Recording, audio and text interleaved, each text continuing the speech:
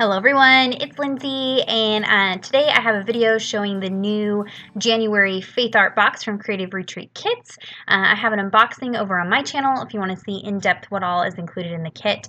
But I'm going to be working from the devotional card written by Danielle, and I am in Isaiah chapter 1 verse 18. And I'm just going to say from the get-go, this page was a disaster, and I fought with it and fought with it and fought with it, and I almost scrapped it and started over, but I thought I'd go ahead and just leave it for you guys to see. That way you can see things don't always go smoothly for me. They're not always great in how I had planned. There are just some oopses sometimes, and this is one of those days. So to begin with, I am prepping my page with some clear gesso.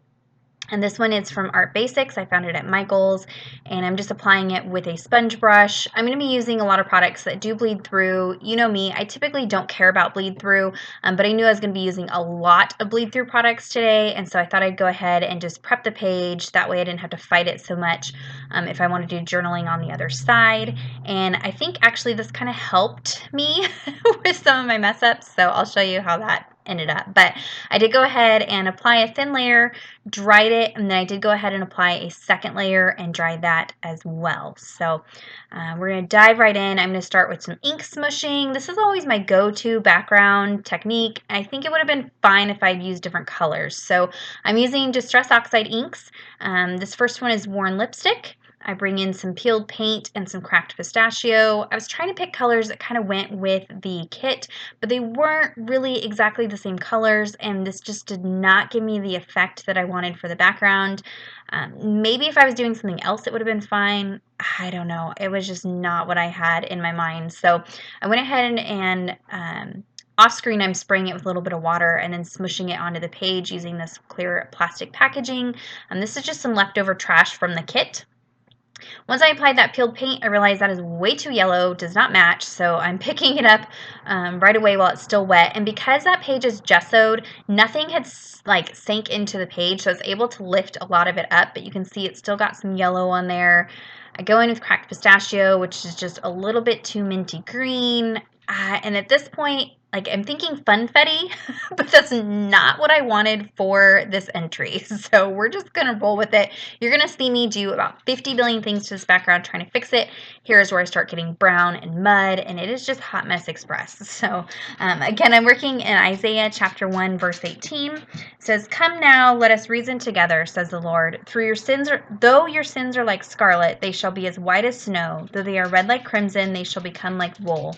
And in this devotional, Danielle is talking about a snow day in Georgia and kind of relating that to our lives, both before we were saved, just our sinful lives being chaotic and messy, and then being washed white as snow with the blood of Jesus, and just the peace and quiet and stillness that we can have from that. And so here on screen you can see I'm now going in with some acrylic paint to try to cover things up, bring out some better colors. It's going to end up being a mixed media background. Let's just say that. And so I really love some of the things that Danielle said in the devotional, and I actually copied some of that into my journaling today, where she says, "I love the symbolism white as snow. No matter how stained we become with our sin, we're made new by His unimaginable grace. And yet, unlike the deflating disappointment that always comes when snowflakes melt away, the good news is that His love and His forgiveness never do." And then later on she says, "Armed with our inner peace and outward gratitude, let's glisten and reflect His light so that others can enjoy His never-ending snow day too." And so I think as we're heading into the new year, and we're probably wanting fresh starts, change things, we always have all these goals and hopes and dreams for a new year. It's nice just to focus on, we have been changed dramatically when we become Christians, and just the way that our sins are taken care of and washed away by Jesus. And so as it reaches February, March, April, and we're not keeping up those goals, maybe we're not doing the things that we had set out for the year, just remembering that the greatest thing has changed about us, that we're clean, we are saved, Jesus took away that life of death for us. And so I just hope that that's an encouragement for you guys in this new year. And it was just really nice to kind of spend some time focusing on this idea of being washed white as snow, or our sins taken away, that we know as Christians, but I think sometimes we just kind of we know it and then we move on to something else. And so it's kind of nice to revisit it, really focus on what that means and what that looks like, and just the peace that we can have from that. We just came off of a holiday craziness and all that comes with that. And so some of us are probably very hungry for peace. And so this is just a nice devotional to get us into that state of mind. So if you haven't already picked it up, I definitely encourage you. The link down is in the description box. Go check it out, pick it up for yourself.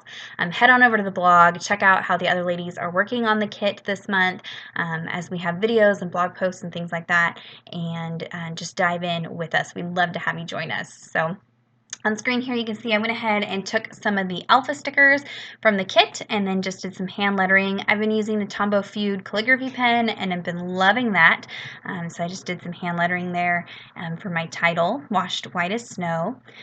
And I just could not leave the background well enough alone, so I'm taking some bubble wrap and adding some white acrylic paint and adding some texture to the background. I guess kind of like snow, trying to add a little more interest to the background because it was starting to just look like this blurred out mess. I don't know. I still don't love it, but that's okay. I know some of you are in the comments going to say, no, I love it. It's great. And thank you ahead of time.